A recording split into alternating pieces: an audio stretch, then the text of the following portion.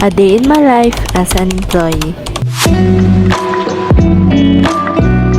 Hi, I'm Miss Grace working here at Expression Stationery Shop Incorporation. Tara, samahan niyo ako ngayong araw. So, 4:30 AM ako nagising, then nag-journal muna ako bago ang lahat, and then nagluto lang ako dito ng itlog at saka ng patatas for my almusal. Buti na lang nag-message si Ma'am Jack sa GC namin na siya na lang daw magdadala ng pang-lunch namin. Kaya naman hindi na ako nagluto. Mamaya pa payday, kaya yan muna ang almusal natin. And after ko kumain, naligo na ako, and syempre nagbihis na ako, di ko na pinakita. After ko mag-outfit check, ay lumabas na ako sa bahay para pumunta na sa office. Third floor nga yung aming room dyan, kaya medyo nakakapagod ang pababa at taas dyan. Papunta na ako nyan sa sakayan ng jeep. Bali, isang jeep lang yung sinasakyan ko papunta sa office. Kaya lang medyo madala nga lang yung papunta ng Eco Plaza. At ayan, dahil sa sobrang aga ko nga nagising, inaantok-antok pa ako dito sa jeep. Kaya lang, sobrang likot naman ng jeep. Kami mababangga na. And I'm here na at the company, Sterling Place. Dito yung office namin. Sa third floor din to, guys. O, diba, puro third floor. And syempre, nag-in na ako sa biometric. Time check, 6:58 ako nag-in. And ayan yung bubungad sa'yo pagpasok mo ng third floor. Pagkapasok ko pa nga lang, may tinanong sa akin dyan yung manager ko. Kaya naman, nag-open agad ako ng computer para ma-check yun if nagawa ko ba. Nakalimutan lang ako ilag dun sa GS namin na kailangan na yun. Kaya naman, ginawa ko agad to. And minsan, dito ako makain sa office kapag medyo alanganin na yung oras, pero sabay ako nagluluto. And ito, mga 7:58 yata to. Naglinis muna ako ng table ko para maayos yung pag-work. Kasi mas masarap magtrabaho kapag maayos yung table mo at malinis. At ayan, dahil March na nga, papalataan ko na yung calendar na dinidikit namin dito sa meeting room. Dito namin nilalagay yung mga schedule kung kailan may meeting. And 8 AM na nga rin yan, kaya nag-start na tayong mag-work, syempre. So kapag ka-umpisa ko pa lang ng work, syempre, chinecheck ko muna if may pending ba ako, may mga hindi ba ako nagawa yesterday or nung last Friday. And syempre, magtitingin na rin ng mga emails if may mga ipapagawa na, may mga task na. And minsan pumupunta ako sa kabilang building, sa annex building kapag may mga ipapareceive, pag may kailangan documents na ipadala doon. Ang kadalasan pinupuntahan ko dito ay ang accounting. Kapag magpapareceive ako ng contract, kapag magpapareceive ako ng RD or kaya ng sales invoice. And minsan naman sa CAD kapag LBR naman ang dadalhin. Minsan sa SAPSI pag may concern sa mga system. And also minsan naman sa PCB. And minsan talaga hindi natin maiwasan ang antukin sa work, kaya naman kailangan natin ng coffee na pampagising.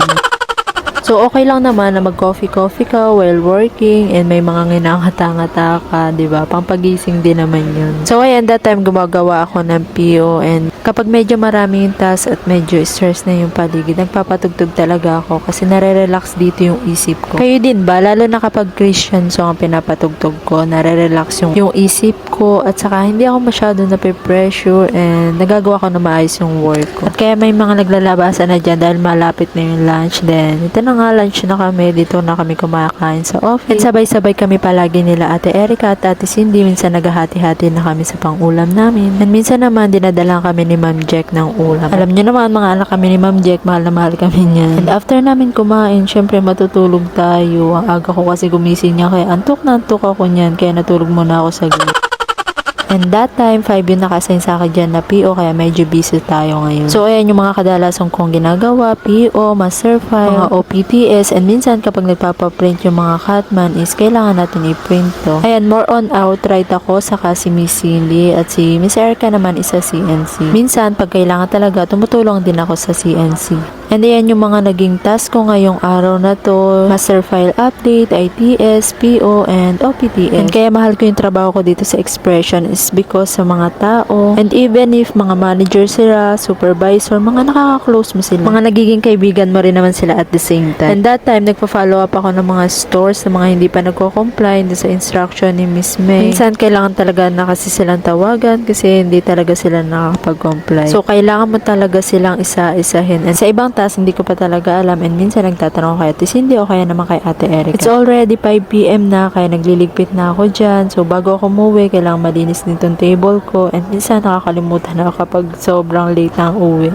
Payday nga pala to, kaya nag-aakitan kami dyan nila Ate Erica at Ate Cindy kung saan kami kakain for today's video. And kasi sabi namin, every sahod namin is kakain kami kahit sa Jollibee lang, mix and match. 5:04 PM na, kaya nag-out na ako, shutdown ko na yung aking computer, and syempre mag-out tayo sa biometric at baka tayo ay ma-half day.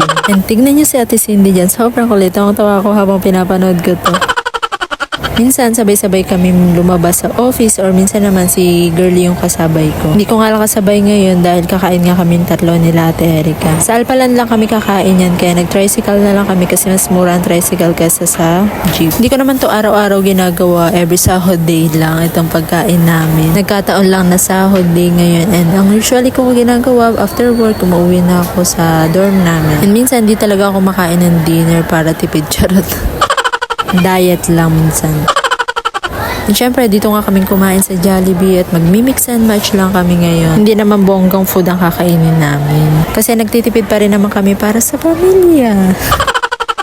And syempre, habang kumakain, konting kwentuhan, kung ano-ano, sa buhay-buhay, sa work, ganyan. After namin kumain, nagabang na ako ng jeep para pumunta sa Walter Mart dahil payday ngayon, mag-grocery tayo ngayon. Pero konti lang naman yung i-grocery ko ngayon, yung mga kailangan lang talaga. Yung mga sabon-sabon, shampoo, then noodles, and then dilata. After ko mag-grocery, dumalang ako dito sa palengke para bumili ng baboy para pang ulam po ito bukas.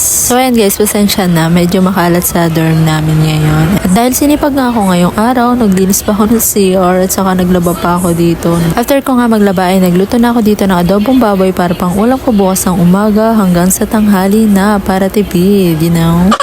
Masarap yan guys, and after no, naglinis lang ako ng katawan ko and nagpahinga na dahil pagod na pagod ako for today's video. So yan lang guys, thank you for watching, bye!